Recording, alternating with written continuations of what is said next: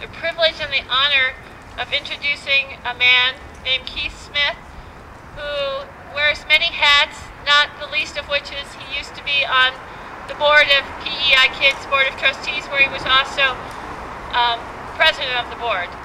I'm also introducing him because he is one of those children who grew into an adult who waited 35 years to disclose his own abuse as a child.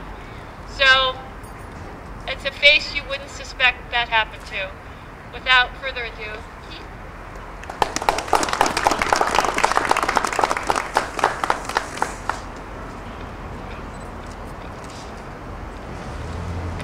It's appropriate that in the very neighborhood where citizens of New Jersey fought the Battle of Trenton 235 years ago, we're here to announce the beginning of another revolution in the state of New Jersey. A revolutionary transformation in the way we protect our children from sexual abuse. It's a special day for Prevent Child Abuse New Jersey, the New Jersey Partnership to Prevent Child Abuse, the coalitions, the Enough Abuse campaign, and more importantly, every single child in the state of New Jersey. My name is Keith Smith. For the past 15 years, I've been a member of the Board of Directors of PEI Kids, the lead agency in the Greater Mercer Coalition to Prevent Child Abuse, serving 6 of those 15 years as chairman of the board. Today, I'm not here as a board member, or an academic, or a social worker. I'm here in a very different role. Today, I'm here to speak to you as an adult male survivor of childhood sexual violence. In 1974, at the age of 14, I was abducted, beaten, and raped by a total stranger. A previously convicted, recidivist pedophile predator hunting for young boys in my childhood hometown of Lincoln, Rhode Island. I'm not here to tell my story, but to speak from experience to help highlight the devastating personal and societal effects of childhood sexual abuse, and to tell you that the coalitions announced today will make a difference in the lives of thousands of children in New Jersey by effectively providing adults with the awareness, the knowledge, and the skills that adults need to prevent child sexual abuse. Children who are victims of sexual abuse often resort to inappropriate behaviors to cope as they suffer through physical, emotional, behavioral, and social problems directly related to their abuse. Some kids turn to drugs and alcohol, drop out of school, run away from home, suffer from eating disorders, sleeping disorders, personality disorders, stress, anxiety, depression, post-traumatic stress syndrome, and life-threatening sexually transmitted disease. Some children will have difficulty forming trusting relationships. Some will resort to physical violence, sexual promiscuity, inappropriate and sometimes criminal sexually reactive behavior. Some children will resort to cutting, self-mutilation, and in the most extreme cases, they've murdered their abusers, while others contemplate, attempt, and even commit suicide.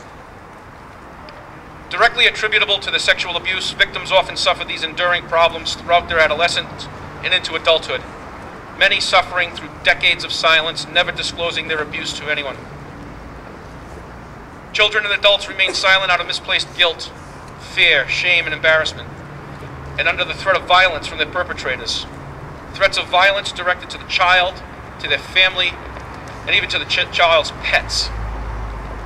The life-altering physical, emotional, behavioral, and social side effects of sexual abuse suffered by children into at last a lifetime.